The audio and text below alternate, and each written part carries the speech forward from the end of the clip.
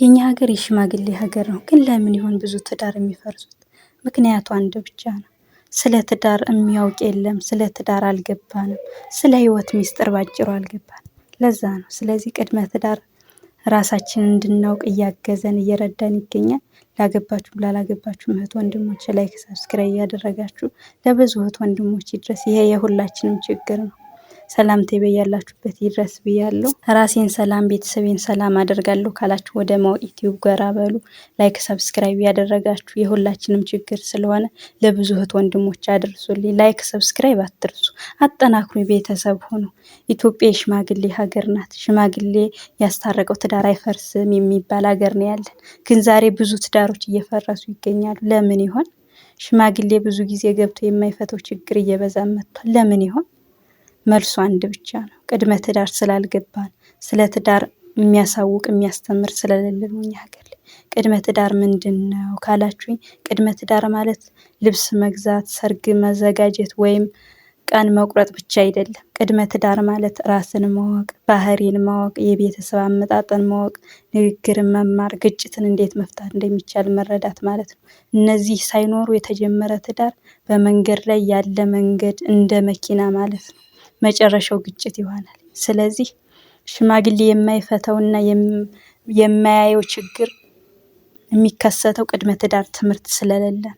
በእኛ ሀገር ላይ ሽማግሌ ከፍ ያለ ክብር አለው። ይህ ጥሩ ነገር ነው። ግን ሽማግሌ የሰውን ባህሪ አይቀይርም። ያልተፈታ የልብ ቁስልን አይፈውስም። ያልተማረ ንግግርን አይፈታም። ሽማግሌ የሚፈታው ጉዳይ አለ። ሽማግሌ የማይፈታው ጉዳይ አለ። ግን ቅድመ ትዳር ይህን ሁሉ ችግር ይፈታልኝ። ራስን ቀድሞ ያሳውቃልኝ። ቅድመ ትዳር ራስን እንዴት ያድናል?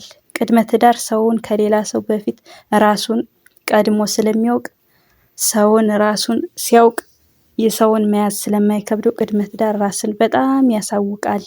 ስለዚህ ራሳችንን አውቀን ያገባችሁም ያላገባችሁም እህት ወንድሞች ቀድመን ራሳችንን አውቀን ቤተሰባችንን ሰላም ራሳችንን ሰላም እናድርግ። ይህ ባህሪ ችግር ይፈጥራል ይላል ቅድመ ትዳር።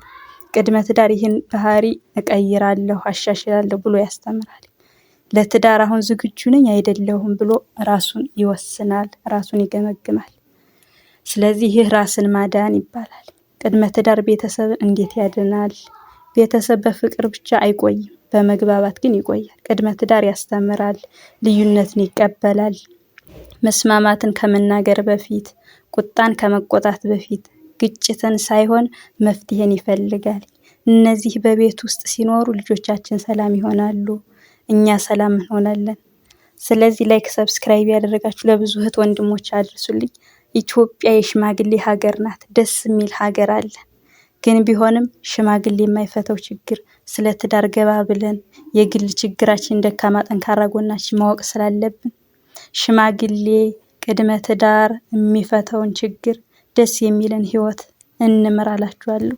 ቅድመ ትዳር ራስን ያድናል። ቅድመ ትዳር ራስን ይፈውሳል። ለራስ ጥሩ ቦታ ይሰጣል። ራስን ማዳን